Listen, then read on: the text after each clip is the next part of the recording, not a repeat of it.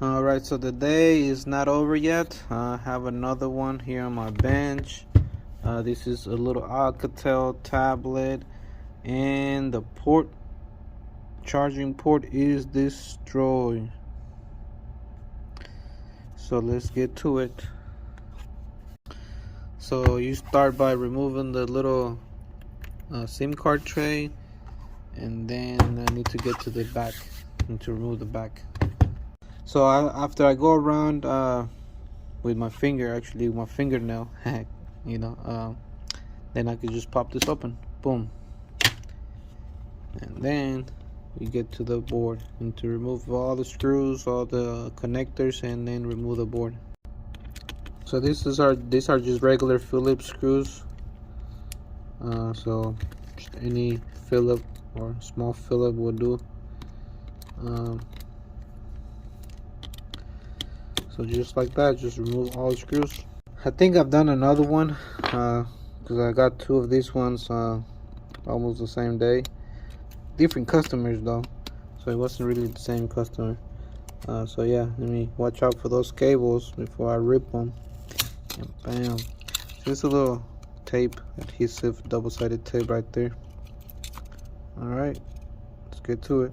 Alright, so this right here is soldered on the board as well. These are, I think, some type of speaker cables right here.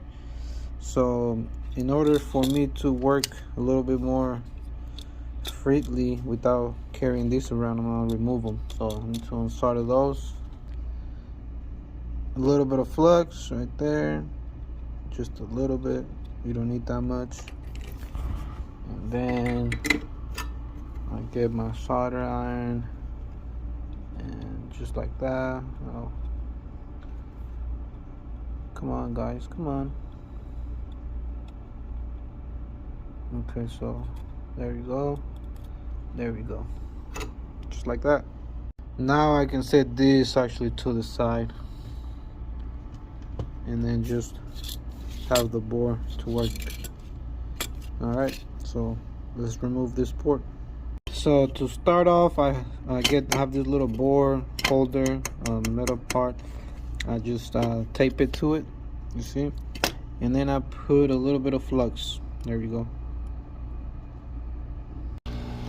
So this one right here is a little bit tricky because it has that metal piece underneath, and then it has a port on the top part. So it was a little tricky, but the port is off. And then there's no damage, no rip pads or anything like that. Alright, so on this one, unfortunately, while I was cleaning the area for the new port, one of those pads ripped off. You guys can see that little in the middle. Now the good news is that that pad and the one right next to it go together. So all I'm gonna do is just jump that pad to the other trace, and it'll be good to go. So this is a new port, broken port, and let's get to it. All right, so this is what I was talking about.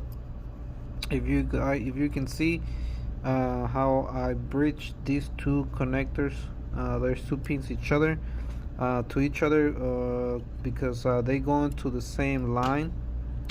So it's okay for me to bridge them like that, since that pad is missing. That pin usually goes right there in that trace, but it ripped off. So what I did, I usually jump it to where it goes, but this particular one, these two pins actually go together, so that's why I bridged them like that. Okay, now I'm about to test them and make sure that everything's working fine. I know this over here kind of looks a little ugly, so I'm gonna fix that, so it kind of looks like this, shiny. So that's it. So I got this board ready to go, soldered these back, so it's time to put it together and test. So this little tablet, it's put together and almost good to go. So this little tablet, it's ready to go. Let me just show you that it's working. And plug it in. Don't do this, because that's how you break the port, by not looking. But I'm a professional, so I can do it.